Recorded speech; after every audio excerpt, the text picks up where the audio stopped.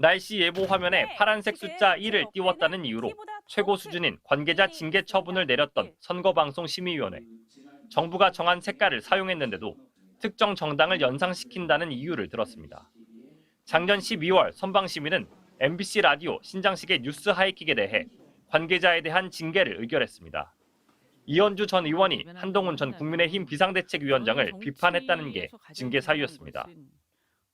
당원들 입장에서 보면 네. 황당하죠. 당대표를 갑자기 낙하산으로 온 거예요. 그것도 형님 찬스를 빌어서.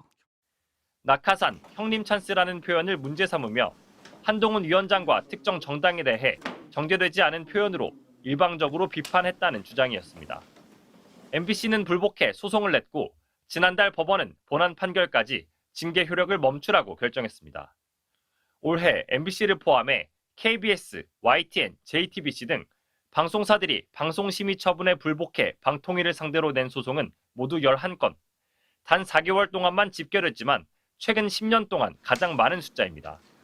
소송에 대응하기 위해 방통위가 지불한 비용은 1억 3,970만 원으로 역시 최근 10년간 가장 많은 액수입니다.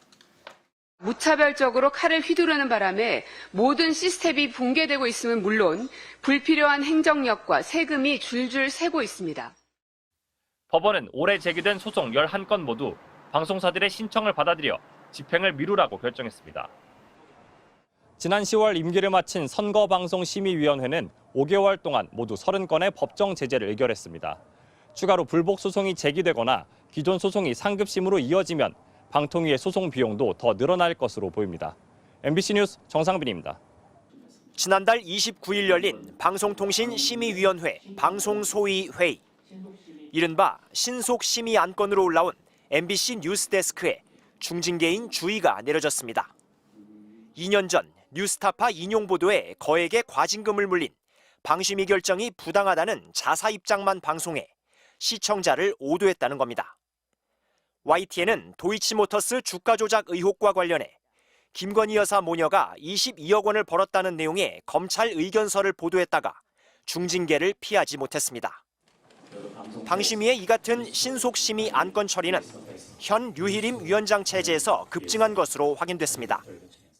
지난해 9월 류 위원장 취임 뒤 최근까지 23건, 이 중 80%에 육박하는 18건이 대통령과 정부 여당의 비판적인 내용입니다. 긴급하게 다뤄져야 할 사유는 공개되지 않았고 류 위원장이나 여권 추천 위원들만의 찬성으로 신속심의 대상 안건이 모두 결정됐습니다. 류 위원장 취임 직전인 5기 방심위는 이태원 참사 관련 방송만 대상이었고 그 이전엔 세월호 참사 등 4건이 전부였습니다. 대부분 범죄나 대형 참사 피해자의 인권 보호 등 긴급한 필요에 따라 여야 추천위원들 간 협의를 거쳐 이루어졌습니다.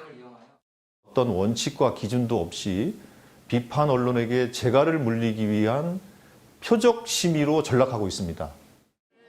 특히 신속심의된 안건의 약 3분의 2는 국민의힘 또는 보수 성향 언론단체인 공정언론 국민연대가 접수한 민원이었습니다. MBC 뉴스 이용주입니다. 2024년 5월 미국 출장 계획이란 제목의 방송통신심의위원회 내부 문서. 류희림 위원장과 실무진 4명이 오는 14일부터 3박 5일간 워싱턴 DC를 방문한다고 적혀 있습니다. 구글과 미국의 실종학대 아동 방지센터를 찾아 업무 협의를 한다고 합니다. 일정표에 나오는 방문지는 2곳이 전부인데 경비 2,800여만 원이 들어갑니다. 오는 7월 퇴임하는 류 위원장의 외유성 출장이란 비판이 제기되자 방심위는 어젯밤 해명 자료를 냈습니다. 기존 일정 2곳에 주미 한국대사관 방문 계획이 갑자기 추가됐습니다. 다른 기관장들은 30분에서 1시간 정도 협의가 통상적이지만 류 위원장은 평균 1시간 반이라며 강행군이고 심도 있는 협의라고 밝혔습니다. 그럼 뭘 협의한다는 걸까? 출장 목적은 해외 불법 정보, 디지털 성범죄 공동 대응을 위한 협력 강화라고 나와 있습니다. 특히 구글의 본사는 캘리포니아에 있는데 워싱턴의 정부 공공정책 부사장을 왜 만나냐고 묻자 방심위 관계자는 국내의 불법, 유해 정보 규제 수준을 이해시키고 구글의 정책에 대해 질의할 예정이라고 설명했습니다. 이미 2021년 업무 협약으로 후속 조치가 진행 중인 실종학대 아동방지센터 방문에는 관련 현황이나 개선 방향을 논의하겠다고 답했습니다. 역대 방심위원장이 한 차례도 간 적 없던 주미 한국대사관 일정에 대해선 방심위 업무에 대한 미국 내 이해를 높이기 위한 협력을 논의한다고 밝혔습니다. 방심위 노조에 따르면 2012년 이후 방심위원장의 9차례 국외 출장 중 임기 종료 전 6개월 이내였던 사례는 한 건에 불과했습니다. MBC 뉴스 이혜리입니다.